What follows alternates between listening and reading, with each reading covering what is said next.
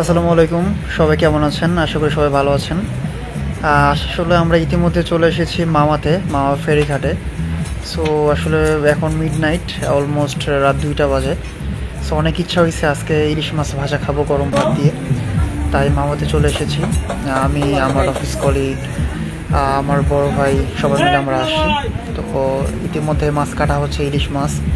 So দেখতে পাচ্ছেন কড়াইয়ে তেল দিচ্ছে। সো এখন আমরা মাছ ভাজবো। অলমোস্ট ভাজা শুরু হয়ে গেছে, মাছ ভাজা আর হচ্ছে বেগুন ভাজা দিয়ে আমরা ইনশাল্লাহ ভাত খাবো।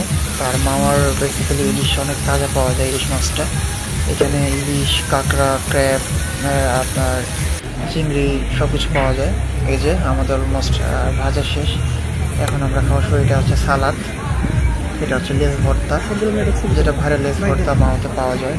তার লেসটা অনেক সুন্দরভাবে ভর্তা করে দেয়, সাথে গরম ভাত, অনেক ইয়াম্মি।